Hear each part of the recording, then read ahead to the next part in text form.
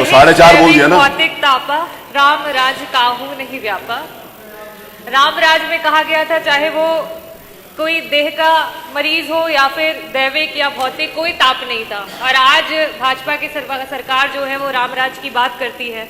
और स्वास्थ्य की यह दुर्व्यवस्था है अध्यक्ष जी कि सबसे पहले अगर कोई गंभीर बीमारी से पीड़ित हो जाए या फिर कोई एक्सीडेंट हो जाए तो एम्बुलेंस नहीं मिलती है। बड़ी मुश्किलों से अगर एम्बुलेंस मिलती भी है तो उसमें एडवांस जो आपका ट्रॉमा लाइफ सपोर्ट है वो नहीं होता है। मैंने पिछली बार भी मंत्री जी से कहा था कि इसमें स्टाफ को ट्रेन करना बहुत जरूरी है। साथ ही साथ बड़ी मुश्किलों से अगर हम इमरजेंसी पहुंचते भी हैं तो वहां ना तो व्हीलचेयर होती है ना तो स्ट्रेचर होता है। इमरजेंसी में आपके मरीजों के अनुपात में डॉक्टर्स की उपलब्धता नहीं होती है, भर्ती करने के लिए बेड नहीं होता है, वेंटिलेटर नहीं होता है, दवाइयाँ मंत्री जी कह रहे थे कि हर तरीके की मेडिसिन उपलब्ध हैं।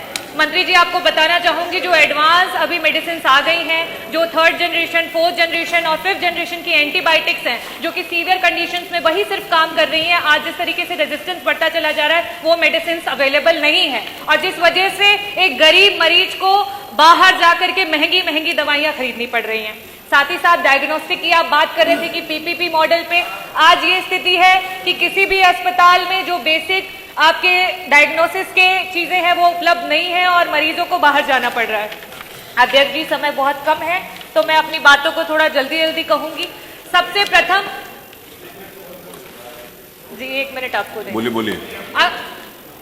25 करोड़ की आबादी में अगर हमें स्वास्थ्य व्यवस्था को ठीक करना है तो हम ये तो मानते हैं कि सबसे पहले कि स्वास्थ्य को ठीक करने के लिए प्रिवेंट करना पड़ेगा कि बीमारी ना हो। बीमारी को प्रिवेंट करने के लिए क्या करना पड़ेगा? हेल्थ एजुकेशन और अवेयरनेस लानी पड़ेगी और साथ ही साथ रिस्क फैक्टर्स जो हैं उनको रोकना पड़ेगा।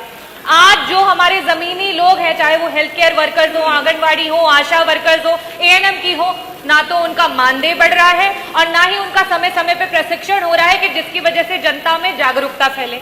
अगर हम और इसी की वजह से चाहे वो कम्युनिकेबल डिजीजेस हो चाहे नॉन कम्युनिकेबल डिजीजेस हो उनका डेटा बढ़ता चला जा रहा है। कागजी मंत्री जी ने जो भी कह दिया हो लेकिन पूरा सदन इस बात पे मंजूरी देगा कि पिछले 1 वर्ष में डेंगू से कितनी जानें गई हैं। हर किसी का दिल दहलाती है कि कितने लोग हमारे बीच से चले गए डेंगू की वजह से। जो इस तरीके की मौतें हो रही हैं जिसे रोका जा सकता है लेकिन सरकार की निष्क्रियता की वजह से वो लोग हमारे बीच से चले गए, ये बड़ा ही शर्मनाक है। ये जो आपने बजट दिया है सर, इस बजट में मेडिकल कॉलेजेस की बात की है। मेडिकल कॉलेजेस को जगह जगह पे प्रोफेसर्स को, पैरामेडिकल स्टाफ को एक मेडिकल कॉलेज से दूसरे मेडिकल कॉलेज में शिफ्ट करके अवैध तरीके से बस मान्यता दिलाने का काम किया जा रहा है। यहाँ पे जो भी स्टाफ हैं आपके बजट में, पैरामेडिकल स्टाफ जौनपुर का 6 महीने से उनकी सैलरी नहीं आई थी और जगह जगह पे इस तरीके की स्थितियां बनी हुई है कि डॉक्टर्स धरना दे रहे हैं, उनको सैलरी नहीं दी जा रही है। जिनसे आप चिकित्सा करवाना चाह रहे हैं उनकी सैलरी का भी बजट आपने नियुक्त नहीं किया। अध्यक्ष जी, लैब टेक्नीशियंस के नाम पे इतने कम लैब टेक्नीशियंस हैं कि या तो जांच नहीं हो पाती और जांच आती है तो उसकी रिपोर्ट तब तक आती है जब तक बीमारी बहुत आगे पहुंच चुकी होती है। मैं आयुष्मान भारत के बारे में बोलना चाहूंगी कि बार बार सरकार इस स्कीम का हवाला देती है। बस ये लास्ट में यही बोलूंगी कि आपके सरकार के द्वारा ये रिपोर्ट आई है कि आयुष्मान भारत का जो बजट सरकार, केंद्र सरकार के द्वारा दिया जा रहा है और साथ ही साथ जो राज्य सरकार के दिया जा रहा है वो बहुत ही कम है और उसमें सही तरीके से पूर्णतः इलाज नहीं हो पा रहा है और इसको बढ़ाया जाए। और सारे जितने भी आपके प्राइवेट हॉस्पिटल्स हैं जो इसके साथ कोलैबोरेटेड थे वो बड़े ही परेशान हैं और मरीज भी परेशान है क्योंकि उनका भुगतान भी नहीं हो रहा है। तो अध्यक्ष जी, जो मेन जो स्वास्थ्य रिलेटेड मुद्दे हैं उन पे तो आपका बजट ही नहीं आया है, तो इस बजट का कोई औचित्य ही नहीं होता है। बहुत बहुत धन्यवाद।